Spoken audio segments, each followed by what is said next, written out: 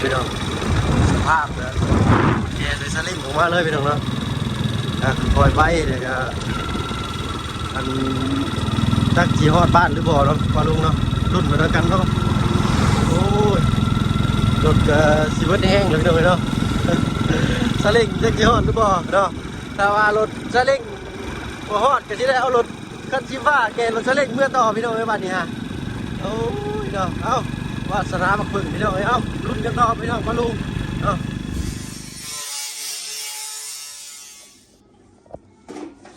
ประกอบเรียบร้อยเนาะยังเตะปูพื้นมาดิฮะสิบมากันนอดเธอของลูกสิบก็มาชิมใช่เลยนี่ทางลักนะ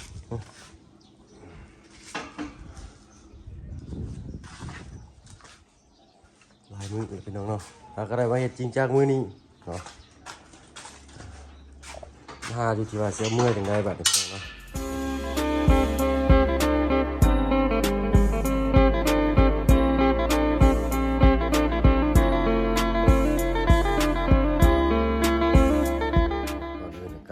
สบายดีเพื่อนพี่น้องสบู่สุกคนเนาะวันนี้ก็บ่ได้อยู่บ้านพี่น้องเนาะอยู่ทางบ้านบ่าวเพิ่งเคยหล่าคือเก่าพี่น้องเนาะมาแต่เมื่อวานนี้ยังบ่ทันได้เมื่อเนาะคือว่าทางชาวนางบอกว่าอันให้ไปเฮ็ดรถซาเล้งให้มันแล้วเพิ่นว่าเนาะเพิ่นจะขี่แล้วเพิ่นว่าเนาะบ่มีรถขี่พี่น้องเนาะมาเบิ่งกันทั้งพ่อบ่าวเพิ่งก็ลุกขึ้นมาเฮ็ดตั้งแต่ 7:00 นเนาะมื้อเช้านี่ก็ปึ้งปังอยู่เนาะติดตามรับชมไปแล้วกันพี่น้องเนาะว่าสิออกมาเป็นยังไงเนาะกรอบเป็นยังเรียบร้อยเลยเนาะมันเสียงดังเลยบนเรือไทยพี่น้องเรื่องเนาะเรื่องเสียงดังโคตร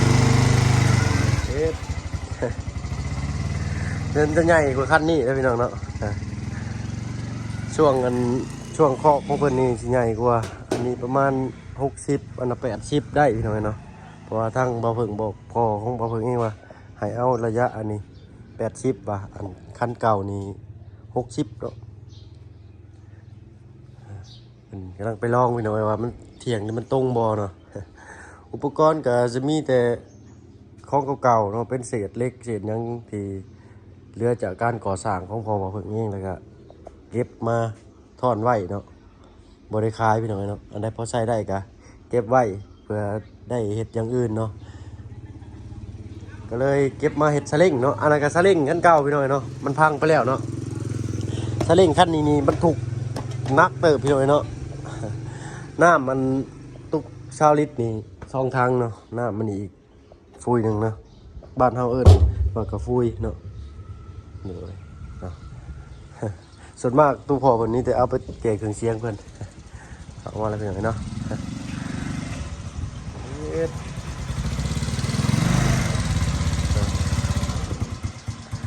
อุปกรณ์ที่ซื้อก็จะมีแต่โชค2 ข้างอันนี้นะพี่น้องแล้วก็ย่างนี่ก็ไปเอาของเก่าจากห้านหมูมาพี่น้องเนาะจะซื้อแต่ย่างในเนาะแล้วก็ไปซื้ออันนี้ของเก่ามาเนาะเป็นมือ2พี่น้องเนาะมาตัดเพราะว่าอันเดิมมันสิกว้างขนาดนี้เลยตัดออกย่อขนาดเข้ามาพี่น้องเนาะปูนสร้างเข้าก็ได้เนาะเป็นพอของบ่พึ่งเองพี่น้องเนาะเชื่อมเอาเก็บเศษเล็กเศษยังมาใส่เนาะพอเขาลืมชื่อกันน็อตจักมาเลย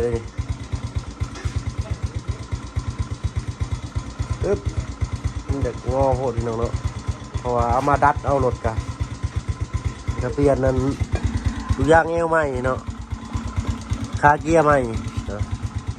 เปลี่ยนโซ่ล้อลิ้นใหม่หรือโซ่น้อยมันยังมันดังกว่าแต่กาด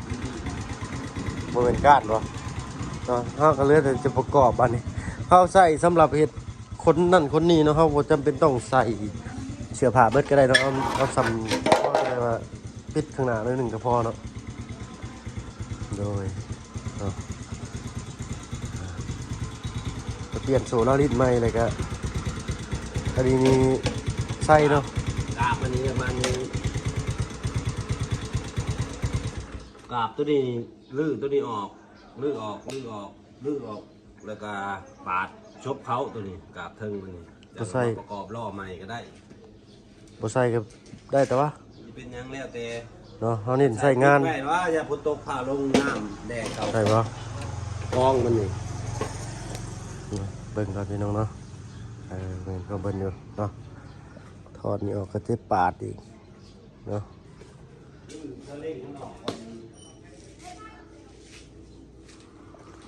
นี่ก็บ่มีพี่น้องเนาะแล้วก็เปิดแบบอัตโนมือไปเลย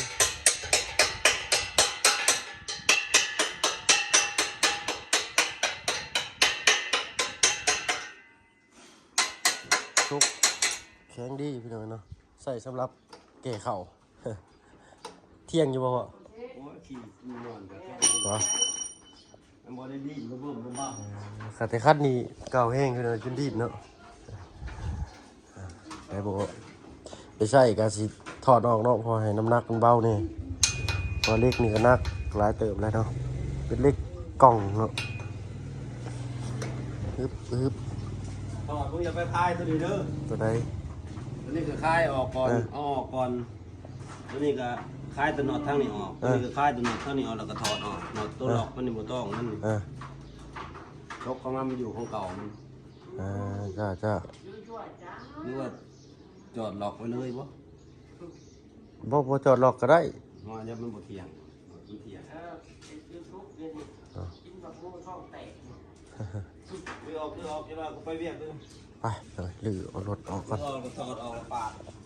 เอาแล้วไปชกแล้วก็ปาดเอาลูกปาด พ่อเพิ่นก็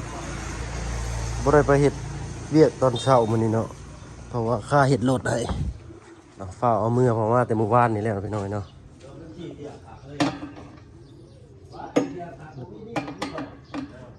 จะสิบค่ากล้องก็บ่ได้ถือมาพี่น้องเนาะเอ้าฉันโจ๊ะไว้ก่อนพี่น้องเนาะตามรับชมภาพบรรยากาศไปนำกันพี่น้องเนาะเอาเฮ็ดแบบระบบถอดได้พี่น้องเนาะถอดเอาอึ๊บใส่อันนี้ยังไม่ได้ใส่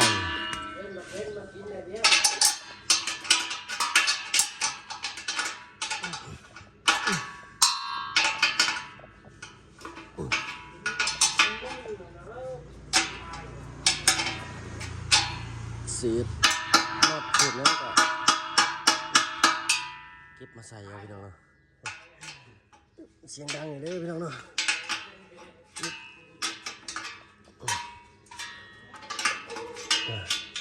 รุ่นเบิ่งว่าสิฮอดบ้านโคกมาพี่น้องเนาะประมาณ30 กว่าโล30 กว่าลักได้พี่น้องเนาะรุ่นกันว่าสิฮอดบ่แต่สิเอารถขนาดขึ้นท้ายสลิงเมื่อพี่น้องเนาะจักสิฮอดใส่เนาะ รุ่นกัน เส้นลักกระเชียวออกเพื่อปลาเปียกมือนะฮะไปเอามาตีมาเหยียดแทนนี่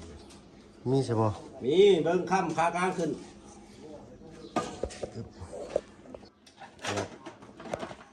ปัด ชุบเข้าไปเด่นเลยใช้ชอไหม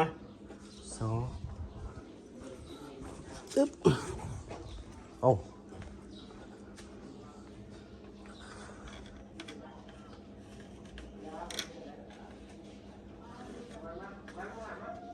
ปาดออกมาเนี่ย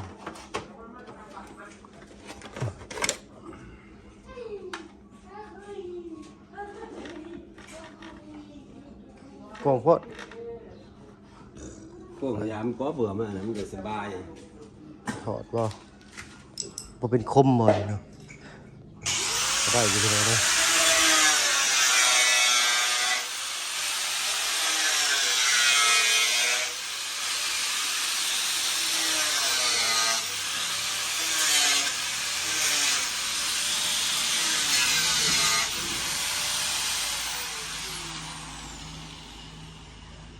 โอ้โหใหญ่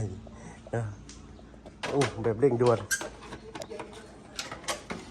ไอ้ชกปับยกขึ้นอีกพี่เพิ่งเลยนั่นเลยพอดีเนาะไปประกอบบัดนี้หน่อยเนาะ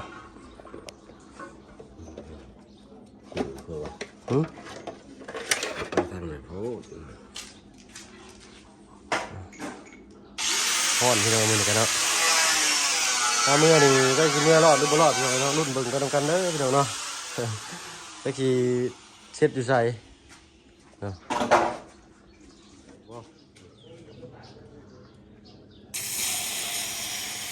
ฮ้อน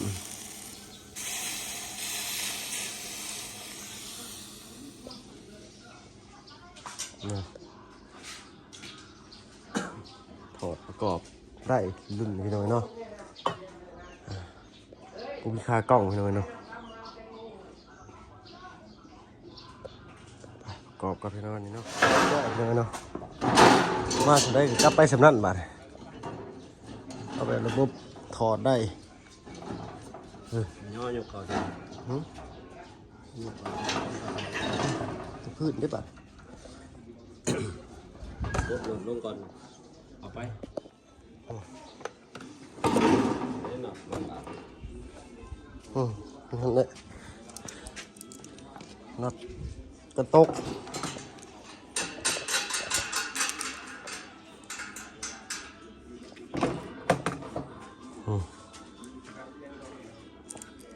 เดี๋ยวซีนี่สีเดียดเอาวันนี้เนาะน่าจะพอดีอยู่ตัดก็สิได้ตัดข้างสนิมออกเนาะเติบอันนี้ก็ใส่ข้างนี้ได้หามาอีกหน่อยหนึ่งพี่น้อยเนาะเหยียบแผ่นลูซิ่งเอาเนาะใส่ทรัพยากรให้เป็นประโยชน์เพิ่นว่ารุ่นมันกันอีกพี่น้อยเนาะรุ่นเฮ็ดนี่บ่ยากปานใดพี่น้องเนาะรุ่นทางเมื่อบัดนี้เนาะทางกลับเนาะมันไกลพอสมควรอยู่ว่ารถนี่สิรอดหรือบ่พี่น้อยเนาะไปติดตามรับชมไปนำกันอีกพี่น้อยเนาะ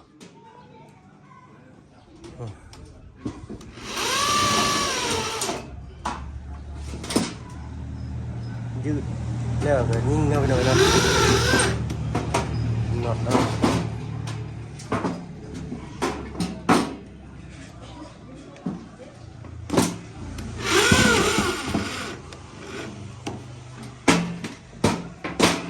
ใส่ขาแล้วพี่น้องเนาะพอดีอยู่เนาะ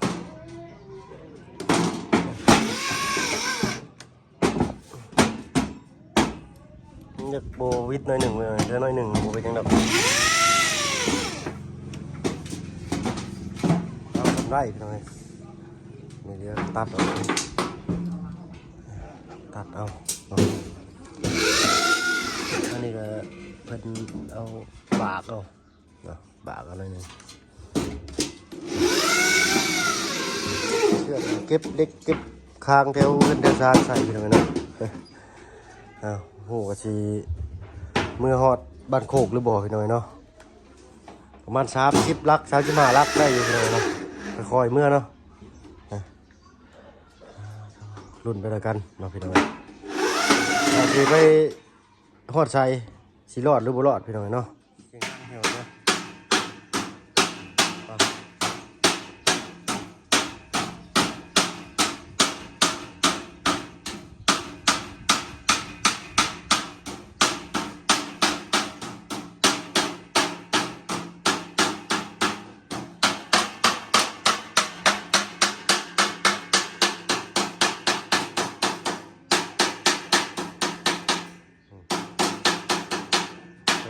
วางเราเนี่ยนะใส่ข้างเลยเนาะง่ายเลยเนาะไม่มีห่วงกินเลยจะกินก่อนหมูเลยต้นนะต้นอะไรนะยังกินอะไรกิน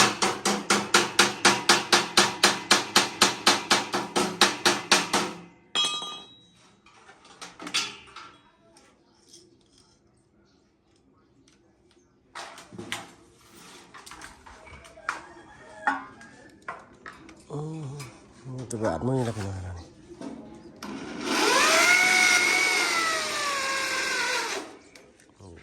ปิดแบบชนิด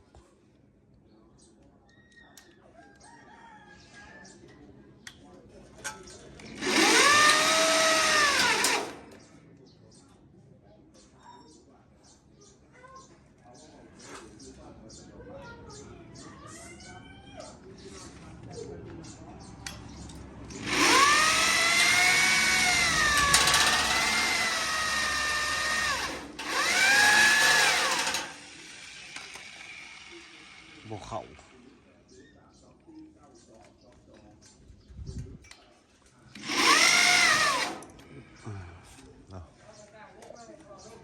ระวังเนาะ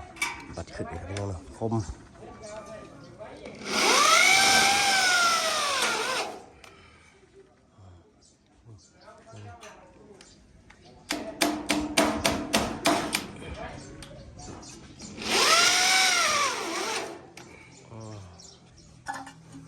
นี่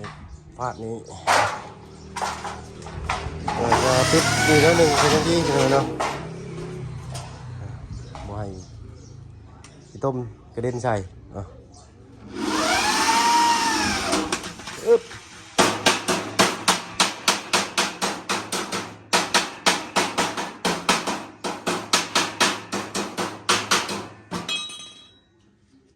ครับ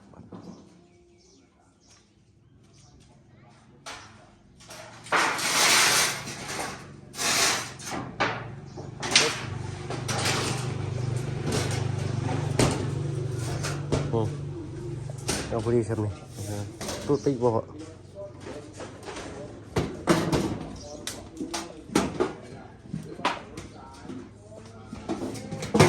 พับพี่น้องครับใส่มือลูด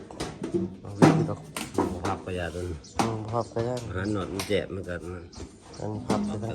พับแต่ขอบนี่เราจะยิงเด้งขึ้นแล้วมันจะบ่เด้งเห็นบ่พอเนี่ยจะบ่เด้งเห็นบ่วะ ดิ้นไม่ใช่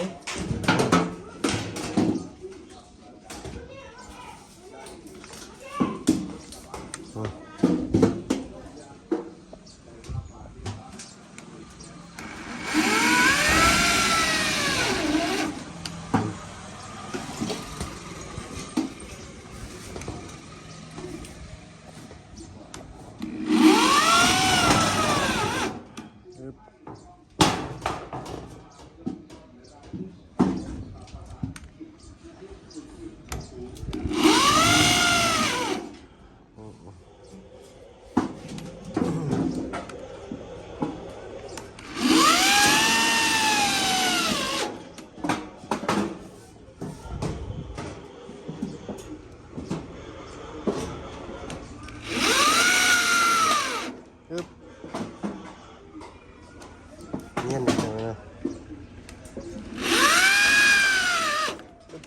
เด้งมาได้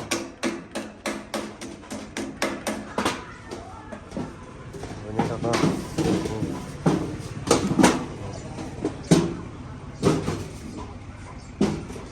ยิงไหลจริงๆครับจึ๊บไปน้องเนาะรุ่นบรรยากาศดีชมงามจะออกมาเป็นชมงามหรือชมยังไงนะ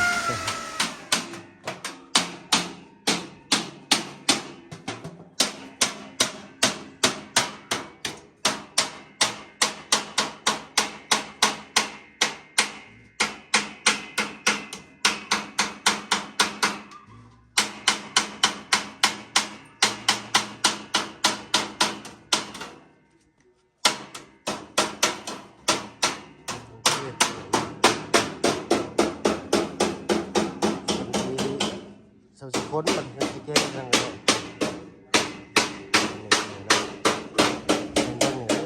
พี่น้องเอ้ยใบแก้ๆวันนี้ฮะเมื่อตอนนี้พอดีเป็นลมกลางทางพี่น้องเนาะจักรถจักคนเลยไปกันเอ้าติดตามผมชมภาพบรรยากาศดีพี่น้องเนาะน้อยหนึ่งพี่น้องเนาะเดี๋ยวฟังนี่อันนี้กระเทิงพี่น้องเนาะพอดีกระเทินวัสดุเบิดก่อนพี่น้องเนาะเราให้ก่อนเนาะแต่แล้วแหละเบิดมือมันนี่ครับพี่น้องเนาะ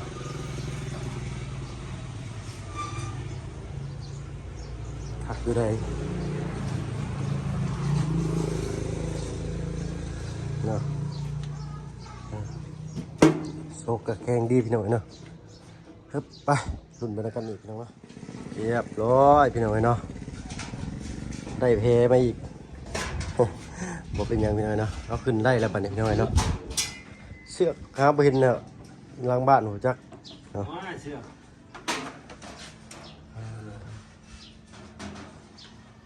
สิฮอดอยู่บ่เด้เนาะฮอดอยู่ดอกแต่ว่าเนาะโอ้ยเมื่อพี่น้อยเนาะเอ้าพบพ่อกันพู้นแหละถนนหนทางพี่น้อยเนาะรุ่นกันไปว่าส สิฮอดหรือบ่ฮอดเนาะ30 กว่ากิโลเนาะรุ่นกันพี่น้อยอ่ะพี่น้องสภาพเลยแกใส่สลิงออกมาเลยพี่น้องเนาะคอยไปเดี๋ยวก็อันจักสิฮอดบ้านหรือบ่เนาะปลาลุงเนาะรุ่นมาแล้วกันเนาะโอ้ยรถก็สิเบิดแห้งเลยพี่น้องเนาะสลิงจักสิฮอดหรือบ่เนาะถ้าว่ารถสลิงบ่ฮอดก็สิได้เอารถคันสิฟ้าแกรถสลิงเมื่อต่อพี่น้องไว้บ้านนี้ฮะโอ้ยเนาะเอ้าวาสนาบักเบิ่งพี่น้องเอ้ารุ่นกันต่อพี่น้องปลาลุงเนาะพี่น้องเนาะหากันเลย4แยกนักคู่ออกมาพี่น้องได้ประมาณ7 ลักออกมาได้มาก็ได้7 ลักเมื่อกี้นี้เนาะเขาไปเติมน้ำมันลิตรครึ่งเนาะจักที่ฮอดใช้พี่น้องเนาะรุ่นไปแล้วกันอีกเนาะสำหรับคลิปนี้มาเพิ่งเคยลากันสิขอตัวลาไปก่อนเนาะพี่น้องเนาะเพราะว่าต้องขับรถปะปล่อยบ่ได้เขามันสายเนาะสายแห้งเลยเนาะขอโทษขออภัยปะลุงเนาะสำหรับคลิปนี้ก็จบเพียงเท่านี้พี่น้องเนาะพอกันคลิปหน้าเนาะและทางเขาบ้านโคกเนาะอันนี้ยังเป็นทางย่างอยู่จะไปง่ายอยู่พี่น้องเนาะแต่ว่าทางเขาบ้านโคกนี่จะเป็นลุ่มเนี่ยก็จะชิฮอดใช้พี่น้องเนาะทั้งเมน้องอินเตอร์ก็อยู่เพื่อนผู้เดียวคันว่าเป็นยังมากจะเพิ่นสิออกมาได้หรือบ่เนาะพี่น้องเนาะไปขึ้นกันต่อไปใจเย็นไปดูเลยโอ้ไปมาลุงเนาะสบายดีพอกันคลิปหน้ามาลุงเนาะ